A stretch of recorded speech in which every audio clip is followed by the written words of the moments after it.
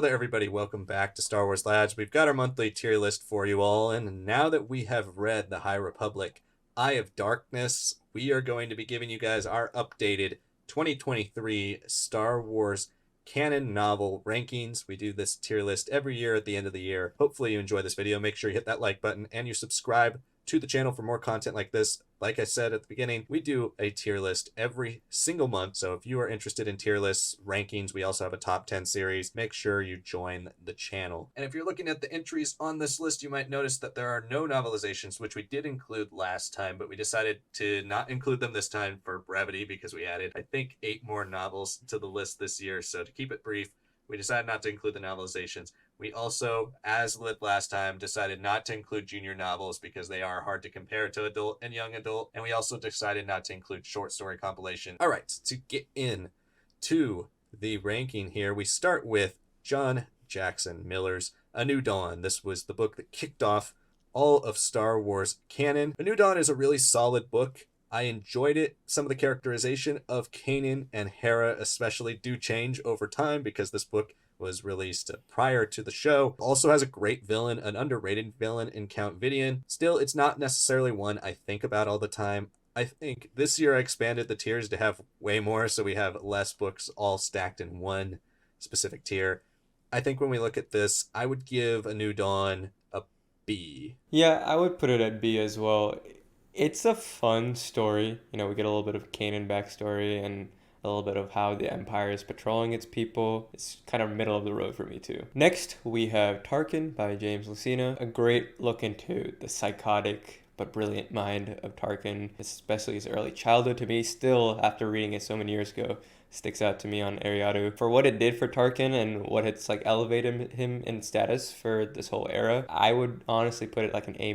That's exactly where I was going. A-. This is a really strong book. Great look at the character of Tarkin. James Luceno always does really good character work, especially with villains. And of course you get the first appearance of Palpatine's first name, Sheev. It's not necessarily the most intriguing plot book, but for the character stuff, definitely in an A- tier. Next, we have a new one for me this year. This was a first-time read this year for me. Sanak had already read this, and this is Heir to the Jedi by Kevin Hearn. This novel was supposed to be a Legends book, got retroactively adapted into canon. Oh boy, I did not like this book at all. I'd heard mixed things about this, but I thought the portrayal of Luke was absolutely horrible. I did not like the first-person perspective.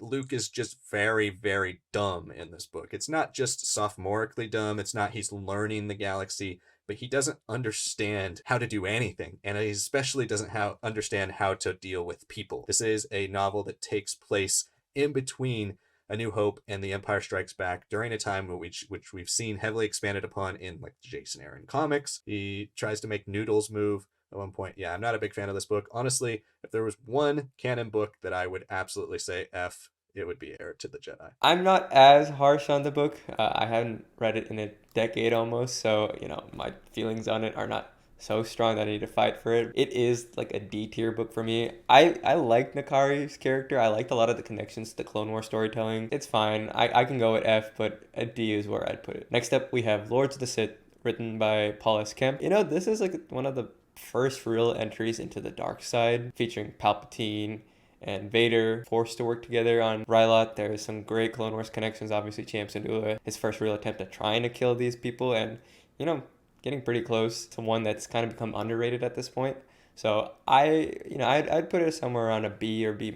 Yeah, I was gonna even say B+ or A-. I think this is a really strong story. When it does write Darth Vader and Palpatine, it does a great job of capturing their early relationship, especially post-suit for Vader. This is one of the earliest post-suit Vader stories we have in Star Wars canon. And then on top of that, Cham is a great character. Split the middle there, and I think we do B+. Next, we have Dark Disciple by Christy Golden, based on a screenplay from Katie Lucas for Star Wars The Clone Wars. Dark Disciple is easily one of the best Star Wars canon novels. It's a great story with great characters. Characters we're attached to. Wonderful stuff here for Ventress and Quinlan Voss. Absolutely S tier for me. Well, no disagreements there. Easy S tier. There's some awesome cameos too, like Boba Fett in his fully painted armor. The romance especially is awesome to see. And then tragic at the end of the day. Next up, we have Lost Stars, the first novel written, first Star Wars ever by Claudia Gray, who's definitely set out a very strong record. Two protagonists who have lived together on the same planet from the same homeworld, but very different lifestyles and how they get romantically entangled. It's a pretty mature story considering it is a young adult novel. This was like the first time that Canon was like, whoa, like this was a surprise to come out. I still love it to this day. I would give it like an A. I agree. I think A. This is a book that I don't necessarily love as much as everybody else seems to, because most, I feel like, Star Wars canon fans would put this in S. But Lost Stars put Claudia Gray on the map. She's the best Star Wars canon writer by a long shot. There are other people catching up, but nobody has quite her resume yet. I think it deserves an A tier as well. Well, speaking of the disappointing book that came after it, Aftermath was released on the same day as Lost Stars, and this was very disappointing in my opinion. Chuck Wendig wrote this trilogy, which does progressively get better, but in my opinion, this was the weakest by a long shot. It was interestingly written, to say the least. Chuck Wendig's style here doesn't necessarily feel Star Warsy, in my opinion. A lot of use of metaphor and simile that compare things to real-world examples, which didn't necessarily feel like I was actually reading Star Wars, in my opinion. Some decent characters set up here that grow heavily throughout the trilogy. I would say for me, this is a D tier. Yeah, I would also put this in D tier. It is a story that I think has a solid foundation. You were expecting a lot more of like following our characters. It was supposed to be like, okay, the big three of the original Star Wars trilogy is gonna come back. This is their almost Thrawn trilogy equivalent. Sinjir, Ratvelis, Snap Wexley, and Bones. Like they're cool. Next up, we have Bloodline by Claudia Gray. Bloodline is just an easy S tier. It is a fascinating look at just the days before the sequel trilogy really kicks off. Probably the best Leia story that we've ever had. Very interesting to see how the First Order kind of was populating spaces in Republic territory and how it was being ignored. Very interesting to see a deadlock too politically with the New Republic, and that's kind of how it was failing. Easy S tier. Can't add too much more. S tier for me as well. It's my favorite canon novel. Still, I love this book. I think it does so much for the sequel trilogy as well as the original trilogy. Grounds Leia into the sequel trilogy to the point where she has strong foundations, strong ideology, but there's also an interest in unity and a connection there that running for the first senator position, you see a lot of that. But you also see the shadow of what it means to be the child of Darth Vader. That's something you don't really ever see in Legends outside of it being a good thing, a use of power almost. In the Thrawn trilogy here, it is definitely flipped on its head, and I enjoyed kind of the real world look at what would happen if you found out that the last evil dictator of the galaxy was your dad and the galaxy found out about that. Next we have Aftermath, Life Debt, and Life Debt is a pretty big improvement over Aftermath. It feels a little bit faster paced. You also have a lot more original trilogy characters here, with Han being a bigger part of this. You have the freeing of Kashyyyk as well in this story. Felt like we finally got into the meat of what is a series called Aftermath would be about, the fall of the Empire. Still, there are those same things and same kind of problems I have with Chuck Wendig's style, but I would say it's good enough to put it in my B- tier for me. Yeah, it is a huge step, kind of framing most of the narrative around the liberation of Kashyyyk. Definitely grounded it in storytelling that I was already familiar with. I know some of the writing with Chewbacca, especially Han, does feel a little off. Overall, I really liked it, and I liked where it took some of the politics as well. Next, we have Ahsoka by E.K. Johnston. It is a short, fast-paced, nice novel. If you listen to the audiobook, you get Ashley Eckstein narrating, which definitely helps. I read this more recently, a couple of years ago, and I felt like I was wanting more. A lot of people talked about how great it was. I think it's a really good novel. I don't think it's amazing by any stretch of the imagination. I would drop this in B tier for me. Next, we have Catalyst, a Rogue One novel, also by James Luceno. The last thing he's worked on so far in canon. Bring him back. He needs to work on more stuff because Catalyst is honestly great. Lays the foundation for these characters. It got me so attached to Galen and Lyra Erso, as well as director Krennic. Great character work as always by James Luceno. Some great connections to Clone Wars and the prequel era as well. I would absolutely say this is an A tier book. Next up, we have the trilogy chapter, Aftermath, Empire's End, again written by Chuck Wendig. It's a really strong end to the series. Gallius Rex is haunting, he's fascinating, and how Sloane has gone up against him throughout the trilogy really comes to a capper here. And there's some very interesting things to Jakku that I don't think canon has ever really made an attempt at exploring with the Observatory. And I also like that everyone in this gang, even if they aren't as big as before, they've slotted really well into the New Republic structure and what they're doing there. So yeah, it's a solid book.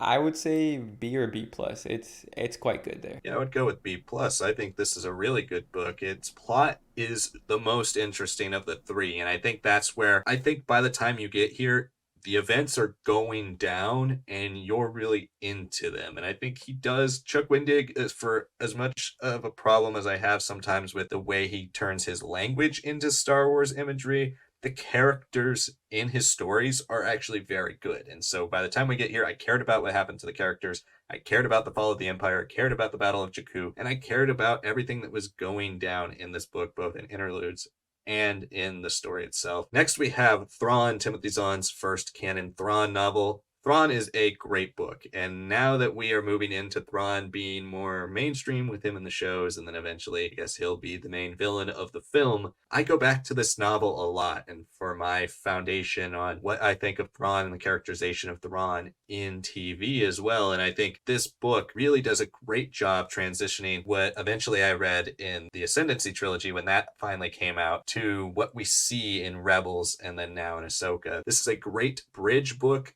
as well as it introduces a lot of great characters like Eli Vanto, a great supporting character. I would say this is an S tier book. I think it was an A tier book for me last year, but the more and more I think about it, the more it's done for Thrawn.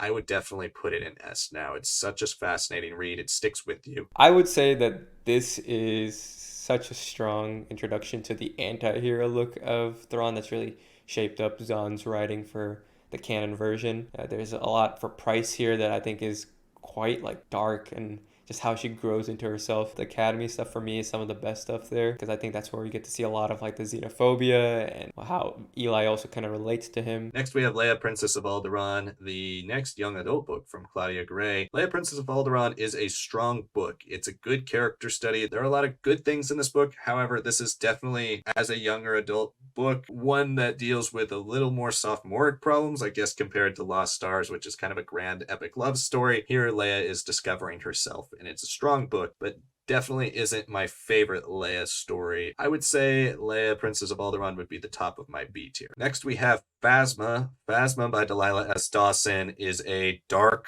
scary, gruesome look at the origins of Phasma. Delilah S. Dawson does a great job with the violence here. Phasma is really violent. It's a Mad Maxian style story. Now, I don't know if I would go as far to say that this book made me fall in love with the character that's in the films. I think that character, honestly, very much so underserves the character who's here. This character is far more interesting. I would say this is a B plus for me. Next, we have Thrawn Alliances, the second Thrawn book in Timothy Zahn's canon Thrawn trilogy. Thrawn Alliances sees both a post Revenge of the Sith story dealing with Thrawn and Vader on a mission that parallels with Thrawn and Anakin on a mission during the Clone Wars. You see flashbacks. There are a lot of interesting build-ins and lead-ups to ultimately what would become the Grisk problem, as well as the introduction of some extra Chiss technology. That being said, this is I think, the weakest of the original canon Thrawn trilogy. That being said, it's still a Timothy Zahn Thrawn novel. I would put it in A tier. I'd put it at the bottom of A. Next up, we have Master and Apprentice by Claudia Gray. I really do enjoy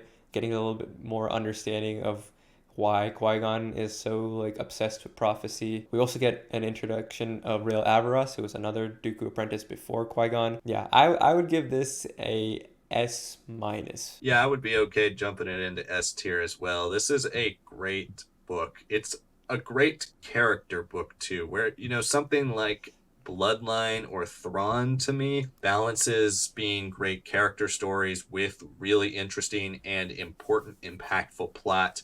Master and Apprentice, the plot doesn't necessarily mean much, but the character work here, what it means for Obi-Wan, what it means for Qui-Gon, and kind of a new understanding of Dooku as well with the introduction of Rael Averross. There are a lot of things here that seem almost essential for these characters, something I think about every time I watch The Phantom Menace. Next is Alphabet Squadron, the first Alphabet Squadron novel. Alphabet Squadron is a pretty great series a lot of times. Alexander Freed writes this series very deliberately. It can be slow. There are extremely long chapters. All his chapters range from 25 to 50 pages at times. They can be hours if you're listening to the audiobook, and it is heavy stuff. There are a lot of deep examinations of characters talking to therapy droids, characters dealing with problems that each other have had in the past. It's also very militarily written, a lot of emphasis on technology, military slang. Alphabet Squadron is definitely the elevated version of X-Wing pilots. Good action scenes. It also has a great final battle. I would still drop it in B+.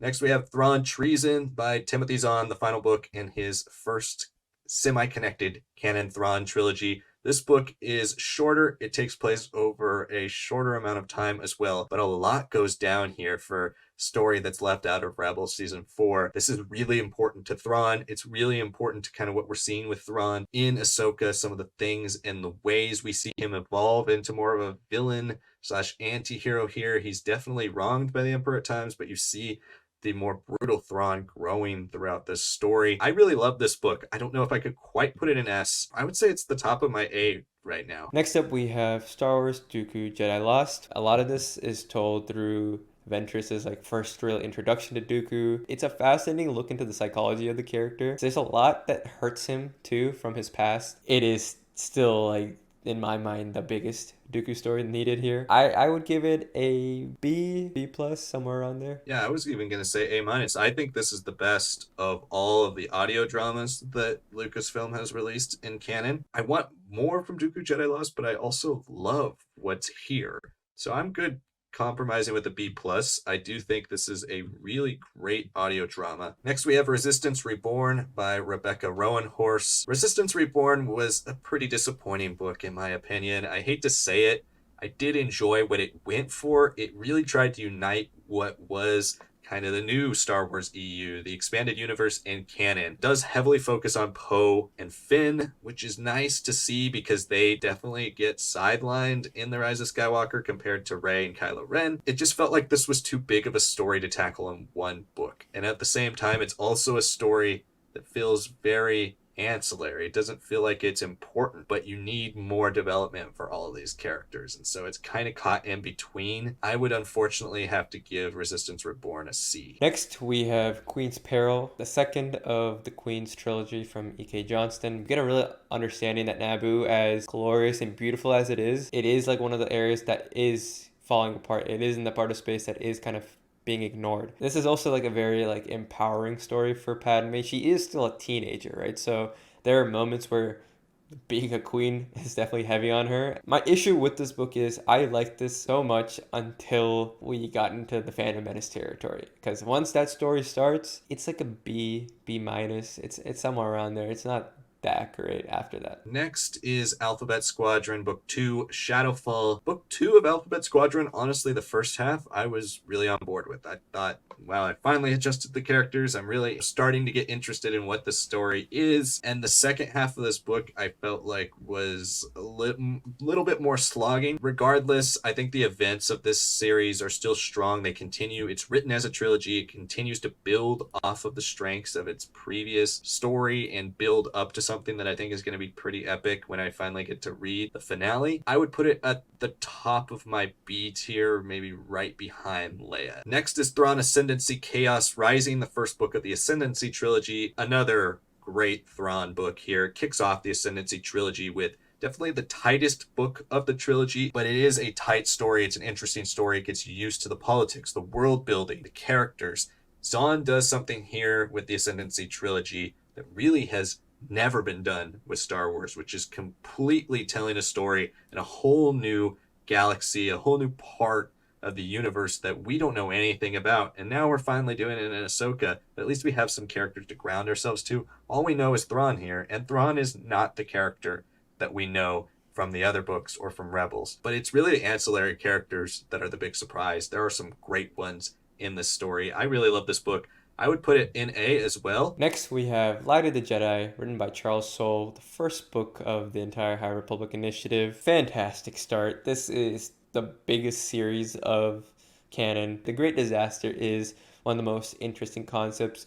It does change how we look at hyperspace. It does change how we look at how many planets are part of the Republic at this point. It makes the Jedi have to be these big protectors, these big rescuers, and you get to see so many cool Jedi and how they're able to just love and care for each other and help the people. And yeah, I'd say it's an easy S tier. Yeah, I completely agree. Light of the Jedi is an S tier. It's still my favorite High Republic book. The way Charles Soule builds the world of the High Republic here is something I've always very much so admired, and also establishes two of the best characters in the whole initiative with Avar Kriss and Elzar Mann. It sets up the whole world, and Marchion Ro, the structure of the Nile, absolutely belongs in S tier. Next we have Claudia Gray's The High Republic Into the Dark. Into the Dark is a strong young adult book. It's, to me, still one of the best we've seen in the High Republic. Introduces the Drengir villain. They were really cool while they lasted. Very neat villains. There's some strong emotion with the Jedi, some interesting touches on the dark side, which we don't see too much in the High Republic. It has more been a battle of structure versus chaos. It's not one of the best top tier High Republic books for me, but I would say it's an A minus or B plus for me. I would lean A minus. I think it's a really good book. I liked how Reed Silas is an even more bookish Obi-Wan Kenobi. He is the kid who's going to grow into that role despite already having a couple characters like A, Stellan Gios kind of fitting that role. I do really like everything that happens on the Maxine station. I also like the flashback with Comac and Orla. That is very interesting backstory. It's very traumatic too. Yeah, definitely a great book from Claudia Gray.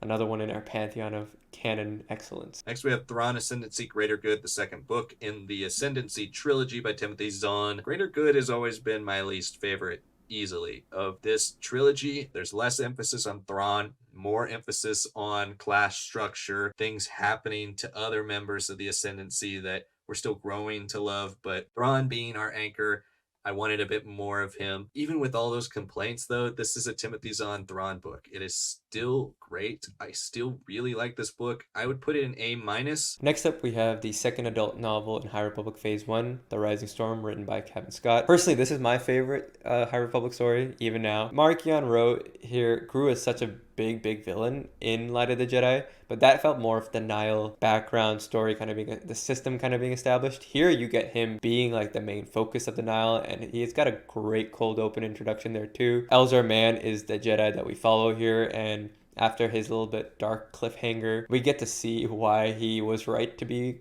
wary and nervous about things going wrong. The destruction of Valo, the way the Nile attack, the Drengir being involved, it is devastating. It's always a second blow in my mind that always hurts someone more so than the first. Easily S tier. I would say it's easily S tier as well. This is my second favorite High Republic book still. A great middle act. I think it's bolstered by its middle act. Good characterization. Love Stellan. He's a great character. I love the introduction. Really to getting to know him here. Elzar carries through really strongly. I would still definitely put this book in S tier. Next we have Out of the Shadows by Justina Ireland. This was the second young adult book in the High Republic. Unfortunately for me, Out of the Shadows is a little overblown. It's a little long, drawn out. It has some ancillary characters, or not really ancillary. It has some main characters who don't really have much of a role in other material. I liked a lot of the ideas presented in the end of this book. A lot of good stuff with Vernestra. Unfortunately, here, this book just feels a bit like an afterthought. It didn't connect too much to the end of Phase 1. I hate to say it.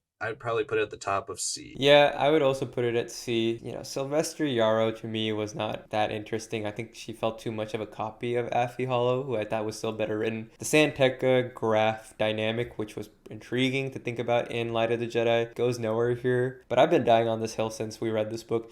It feels like there is something cut out with that story, or like some planned follow-up in comics or something that is just missing. It's an easy C for me. Next up, we have another audio drama, Tempest Runner by Kevin Scott. Lorna D, how she's jettisoned from the Nile, rediscovers herself, deals with all her traumas in her past. We get a lot of her backstory.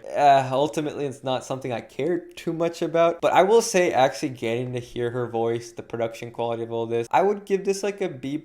Yeah, I was going to say like a C+, B-. I've never really loved this story. I do think the production value is really high. It's great. It is a circular story. I guess that is the point of the story, but it's not necessarily one I ever think about when I think of the High Republic. I even think about Out of the Shadows more. I think it's a better story than Out of the Shadows. I was going to say C tier, so we can meet in the middle. Next, we have the Thrawn Ascendancy Trilogy Capper Lesser Evil by Timothy Zahn. This is an excellent book. It's my favorite Thrawn book in canon. It does such a great job of capping not just this trilogy, but kind of capping a lot of things that he set up in the first part of his canon Thrawn trilogy, even though those take place far into the future after this. Sets up Thrawn to be such an interesting kind of anti-hero villain. There are so many interesting pieces here about the Ascendancy, about the Grisk hegemony, about the structure of what exists in the unknown regions, and of course, who Thrawn is and what motivates him and what drives him. This is kind of the seminal Thrawn character book. I would say it's an easy S tier. Next, we have the final adult novel in Phase 1 of The High Republic, The Fallen Star, written by Claudia Gray. On paper, it's a really great story. This is one that we have like 2 reviews for on the channel. Surprisingly, even 2 years on, I'm still like very conflicted about some things. Yes, I mean, it is a rather straightforward story. It has the weakness of being all on Starlight Beacon, essentially, instead of spread out through the galaxy. A lot of fan favorites also die here. We get to see the Nameless really fully in power, so it's like, okay, there's the trade-off. Now we finally have Mark on Row, and all he's been searching for and all he's been working towards really pay off. We don't really get Avar Kriss as a character. Stellan and Elzar have a lot to discuss, but Avar being part of the storyline would have been way more impactful. She only has a few moments. It also doesn't have like a true epilogue that's in the Eye of the Storm, and I still think that is something that should have been in here, or at least teased. It's still a really good book though. Once you get into like the tragedy, the drama of it, and a lot of the Stellan and Elzar dynamic, I think it's still quite good. For me, it's like a B plus A minus territory. Yeah, I would put it in A minus. I think this is a book that, we said it when it came out, and we're still, I feel like it actually rings very true. I needed to see what happened next, because like you mentioned, it's a very isolated story. A lot of Claudia Gray's most interesting writing here has to do with the claustrophobia of being on Starlight Beacon, the scariness of what it's like to be on a space station that is falling to its doom, and how do you escape. But in that way, like you said, this was the one that relied on all the other material to tell so many facets of the story that this story starts but never actually finishes. I think there's way too many open plot threads that are started here that, yeah, you can pick them up in other stories, but it's okay to introduce, in my opinion, a character or two that you pick up in other stories, or okay to introduce an idea of, oh, this might carry on to another story. It's one thing to do that. It's another thing to just flat out start plot points and then not end them. It's also gotten a lot better for me with The Eye of Darkness.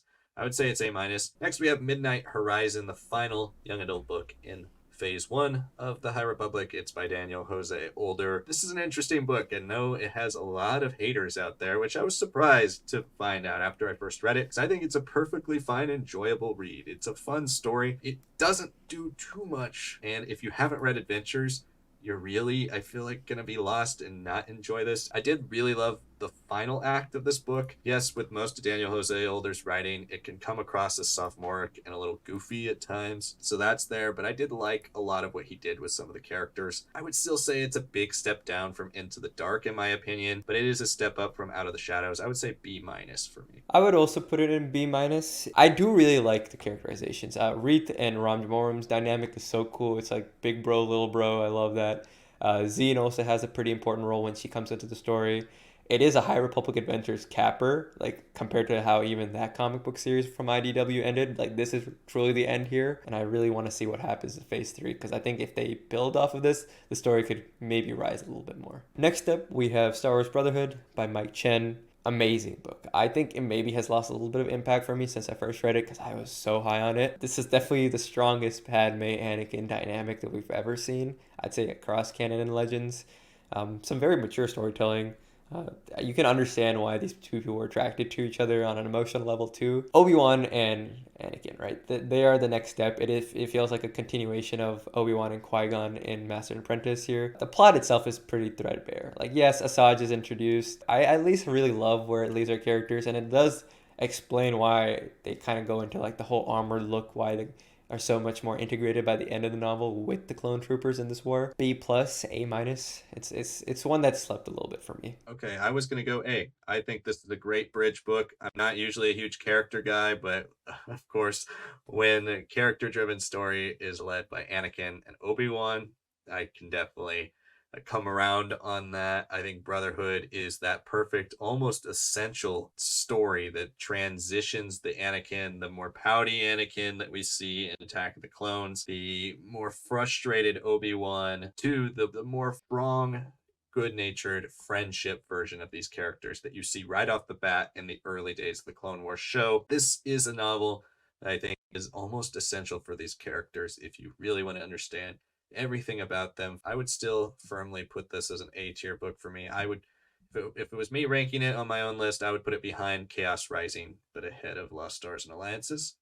If you said B plus, we can split the middle and go A minus. I would say top of A minus for me personally. Next, we have Shadow of the Sith by Adam Christopher. This was an awesome novel that came out last year. We get to see the first story really trying to expand Luke during the canon timeline. This is a wonderful book. I absolutely love everything Christopher did here, not just with plot, but with character. Luke is extremely well written. I also love Lando in this book. It's the best, most haunting version of Lando we've seen post Return of the Jedi yet. And of course, you have Exum Panchard, the Mask of Exum Panchard, one of the darkest, scariest Sith we've ever seen, and the villain Kaiza, another great villain. A lot of the early Sith Eternal stuff, Rey's family, all really, really cool. Some amazing scenes with Luke, some dream sequences that are really cool, both dealing with Exum Panchard and also with Anakin. Some really great stuff. Absolutely love this book. Definitely S tier. Easy S tier. I think this is my favorite canon novel. For me, I think I really liked Ochi's role in it, how he connected the Sith Eternal stuff to a lot of the stuff that we're seeing in George Pack's Darth Vader line. I love the Anakin cameo. It raises a question about like why a Force ghost would ever be in pain. Exum story is brutal and dark. Absolutely loved it. But Luke here is great too. It's very vague in it. You know, he also meets with like another reform member of the acolytes from the beyond. Luke is Luke. He'll manage. He's always been able to manage until obviously Ben's turn. So I think this is a fascinating book. I'd say top of S, but I can go for first or second. Next up, we have the young adult novel Star Wars Padawan by Kirsten White. It's a book that gives us a little bit more looks into an even younger Obi-Wan before he really becomes a true Padawan to Qui-Gon. Feels very inspired by like the Jedi Apprentice series of old. It's not a plot that I really think about or care too much about, but we got Dex for what it is needed for this very, very young Obi-Wan. I thought it was fun. I'd give it like a B minus. Yeah, this is a really fun book. It's Obi-Wan in canon has definitely been more of the rule follower than he was in Jedi Apprentice, but this is the most Jedi Apprentice we see Obi-Wan. He is trying to prove something. Obi-Wan's constantly trying to prove himself in Jedi Apprentice here. He's trying to prove himself to Qui-Gon, that he can be the Jedi that Qui-Gon kind of wants him to be. I want more of younger Obi-Wan, but it's a good start. I was going to say B. Next, we have The Princess and the Scoundrel by Beth Revis. This retells for canon the wedding of Han Solo and Princess Leia, and honestly, I think it does a better job than the courtship of Princess Leia. This has a very distinct three-act structure to this novel, and I think each act goes downhill. The first act is excellent. I absolutely love the wedding. I love the characterizations of the characters. I love how the wedding was done. I love all of that. There's a great scene with Leia talking to the charred remains of Darth Vader. Then the second act on the Halcyon is fun, but not necessarily as intriguing. The third act just turns into like typical Star Wars original trilogy type story of Han and Leia. I would say it needs to be in B tier, but I would put it in the middle to bottom of B. I think that's a great placement for it. I would say middle of B for me. I think that first act, how it's so well written, how the Ewoks and Han's like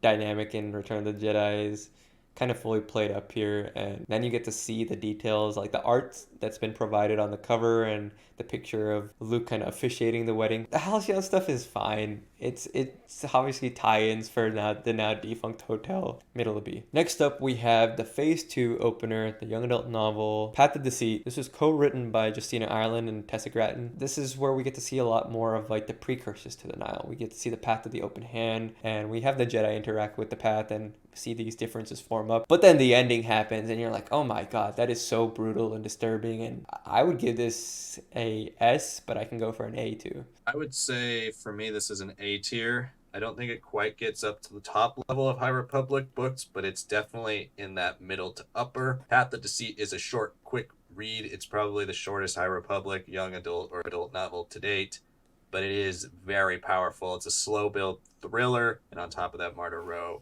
is the most interesting character of Phase 2. Let's look at the top here. I would say for me personally, I would have it under Catalyst in A tier. Well, A tier is mostly books that I have not read, so I'm gonna let you decide that one. Okay. Personally, I think Treason and Catalyst are much better. Next is the High Republic Convergence, and we're getting into the novels that we didn't rank last time on our tier list.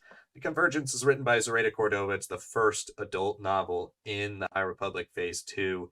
And Convergence to me was a little slow. It was a little plodding. However, I would say with what happens in the rest of this initiative, I have come to enjoy what happens in Convergence a bit more. I would put it firmly in the lower half of B. Yeah, this is a book, and especially as an audiobook, I was surprised to not really like. It's very meandering. What is great about it, though, is that we do get to see this fixing of these two planets that are constantly at this endless war. I think Gelanatai is probably the weakest Jedi that we had at this point, right? She grows so much because of Cataclysm. But it's Axel Greylark. He is the star of this book for me. I'd say like a B minus. Next up, we have another audio drama from the High Republic, The Battle of Jedi by George Mann. Honestly, this feels as equivalent to an adult novel to me. It is a strong rebound from Convergence. It definitely is the climax in some ways, at least the first climax of this phase. I did like the characters like Ket with his droid that spoke in like old religious parables. That I think that was a fun dynamic, and the battle itself is pretty vicious. I think it was really solid. I was going to say A minus for me. Great characters, really good audio drama. Overall, some awesome action. I think this is the perfect type of story and length for the audio drama format, and it feels really important. That's something that I loved about Battle of Jedha. For me, I would say A minus, but we can split. I would probably put it behind Fallen Star personally. I think I can compromise for A minus. Next, we have Jedi Battle Scars by Sam Maggs. This was one of the more highly anticipated novels of this year. And Jedi Battle Scars was all right. We're not haters of this book as much as a lot of other people on the internet are. It does have its merits. I think it does do pretty strong things for the three characters of Cal Kestis, Serjunda, and Grease. However, the Marin stuff can be hit or miss. Sometimes the way it's written is very much so, in my opinion, too strong. This is a Star Wars book, and at times it is very graphic and detailed in some of the sexual stuff it is detailing in this novel. It's also a little shorter than I would have liked. I would have liked a little bigger novel, something that could really dive into a good chunk of the story and why the characters are in such different places between games. I'd be happy with it anywhere in C. I think I would put it towards the bottom of C. This could have been a great bridge between Fallen Order and Survivor. I don't hate this plot. I think the MacGuffin of the story is intriguing enough, especially because so much of this crew is trying to just be like, how can we, survive? How can we stay hidden? How can we just do what's right? I'd say the last 25% is my favorite stuff of the book. Yeah, there is like that classic Star Wars action with the fifth brother and all that. The Marin stuff, especially on audiobook, so it's like you said, graphic, a little too sensual, a little unnecessary. I think for both those, we're like 10 minutes of romance in any Star Wars book or movie is good enough. Next, we have the second and last adult novel of the High Republic Phase 2, Cataclysm by Lydia King. Fantastic book. This is up there with what we've gotten from Phase 1 and Phase 3 adult novels. It is more about Axel, it is more about Gelanatai, and it is about the Night of Sorrows with Creighton's son and all these other Jedi. I think that stuff is what makes the story work so well. Love Night of Sorrows. It was tragic in the same way that Fallen Star was, but I thought it was a little clearer too. The claustrophobia of Fallen Star was a little bit more interesting to me than the deaths themselves. The deaths here were like sad because it is like they're fighting till the last last man, right? And then we also got Yaddle, right, with this little cute like Jedi youngling that is kind of out of control with the Force. Fantastic book. I would say somewhere around top of A. Yeah, I'm torn with this one because I absolutely love this book. It's by far my favorite of Phase Two, but I think top of A is a good spot for it. I'm happy to put it at the very top of A. I think it's one of those books that is just gripping from start to finish. But this novel is relentless. It's long, but it's relentless in its pace. Amazing action sequences, great uses of kind of older characters, legacy characters like a Yaddle. Yaddle is so good here. Not as much Ziri and Fontuzen, but great moments for them. It's some of the best stuff from Convergence you see pay off here, and that's just what Cataclysm is. It's a payoff book, start to finish. Next, we have Path of Vengeance by Cavan Scott. Path of Vengeance is the follow-up to Path of Deceit, and I thought this does a great job of finalizing the story for that side of the conflict of Phase 2. I think for Path of Vengeance, it does have some pacing problems, in my opinion. It's a very good novel. The story here is wonderful. Character, wonderful. All of that stuff. The middle act I felt was a little poorly paced. I'd still say it's an A tier book, but I would personally put it behind Path of Deceit and Cataclysm. I think placement-wise, I'd agree. Absolutely. It is a strong end to this whole phase two. Yana Ro has a pretty pivotal role in Path of Deceit, but her role here, kind of going up against the Path, kind of getting her own retribution, especially after her events in Battle of Jedi and the High Republic comics. There's a weakness, I think, to this story of having suddenly the mother be Force sensitive, but I did like everything with Marta, with the Path of the Open Hand. Next up, we have Inquisitor, The Rise of the Red Blade, written by Delilah S. Dawson. This is a really dark book. I mean, it is our first next look at dark side stuff in a while. I was not really expecting much out of this book. It turned into something quite solid. Once she becomes an Inquisitor, I think things are not as well paced as I hoped, because I thought it was very deliberate pacing when she was a Jedi. I would put it at like a B+. I was going to say A- for Inquisitor Rise of the Red Blade. I think it's a really, really good book. Great character study.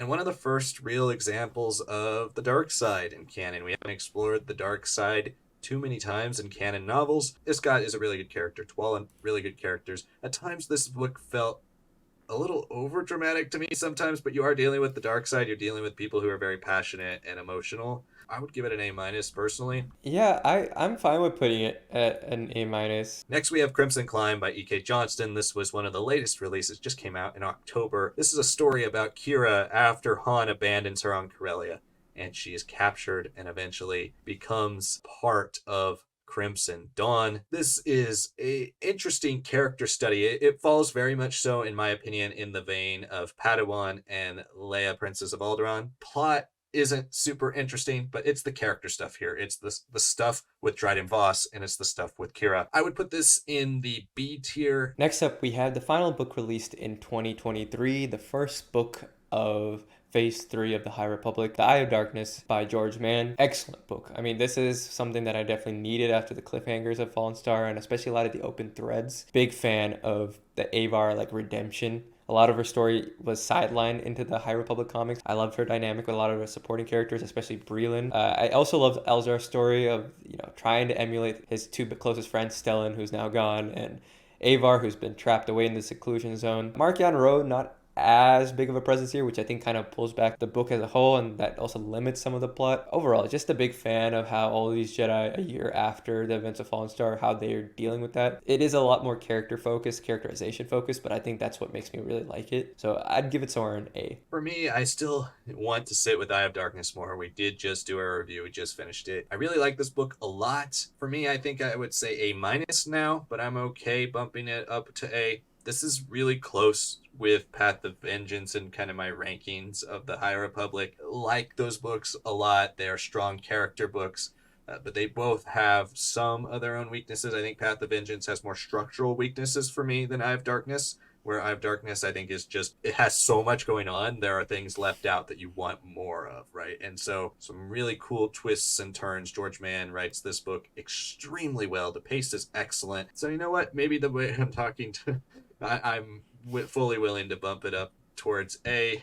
I put it ahead of Lost Stars. It's interchangeable with me for Path of Vengeance, so that's up to you. But that's our tier list. That's our ranking of the canon novels, of course, not including novelizations. junior novels, or short story books. Thank you so much for watching this video. Make sure you hit that like button and stay tuned for more Star Wars rankings here in the future. Subscribe so you make sure to get those as soon as they come out. We have a community tab bracket going. Make sure you're voting in that as well. Stay tuned for more video content coming here soon, as well as shorts. Thank you all so much for watching this video, and we'll see you all next time.